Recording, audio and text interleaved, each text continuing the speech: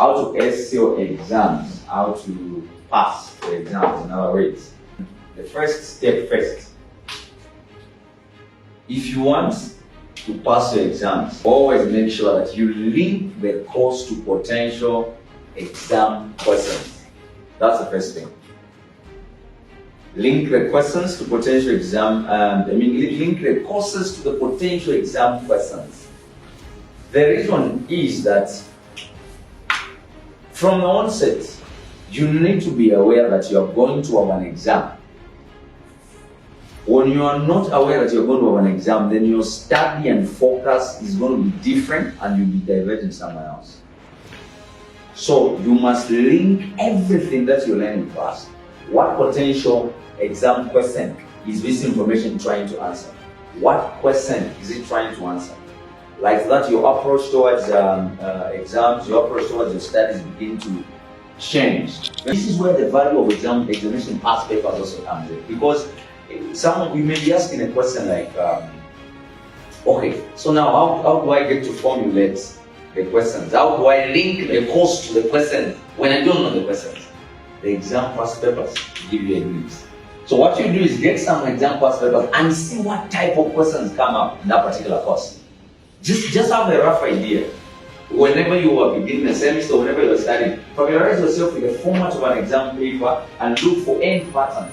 Use them to get an idea of how your current studies may translate into typical questions. When you see a number of past papers, you are able to tell how some of the questions may come, and you can formulate or contextualize your study in that format. It's like you visit a place once, you know how they behave in that place. Next time you're going there, like, you may not have a challenge. So when you familiarize yourself with past papers, it becomes easier to link the information that you read to the possible questions that it may try to answer. And this does not only apply to your academics, it applies to your personal development studies.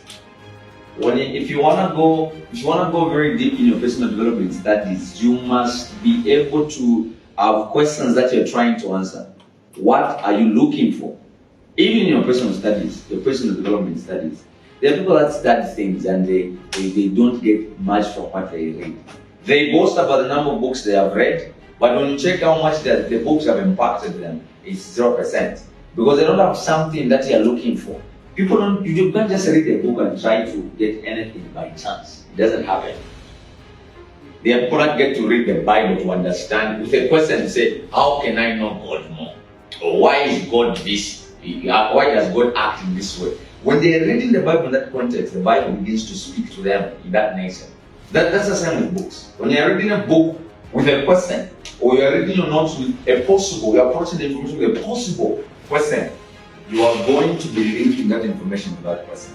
And it expands just your understanding, your level of thinking, and the typical kind of retention that you need to have. And imagine if you have this from the onset, how much more are you going to be prepared for the exam? If the moment you just start your semester, you are starting with this approach, whenever you read something, you are thinking about what could be the possible answers, what could be the possible questions this information is trying to answer. You can also formulate your own questions out of that. There is also another simple reason for that. Jordan Peterson said something very important. One of the clinical psychologists. He said, if you have to fight a dragon, you must go to its lair before it comes to your village. And the dragon in this context is the exam. So instead of you waiting for the exam, why can't you visit its village by you approaching the information that you read with a possible question? Like, what you can predict what can come in the exam. You look at that and then you look at those possibilities. I think this prepares. The psychologists have done research and they say there is a way you approach. When you approach something voluntarily, you are going to be in a psychophysiological state of mind that allows you to fight challenges and also solve questions without giving up. than when something hammers you without you approaching it voluntarily. Okay? Imagine you see that you sleep a lot, for example.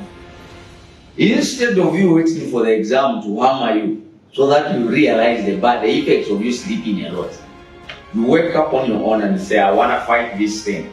The energy, the level of determination you're going to have as you fight the sleeping is different with that one which comes when you are hammered by the exam. The one which, when you are hammered by the exam, it comes with hopelessness. Because then it's a result of you are just doing it for the sake of it's circumstantial. But when you voluntarily approach something and work on it, especially the exam, that dragon of the exam, whenever you are starting from the onset you have the exam in mind, it changes a lot, it changes everything.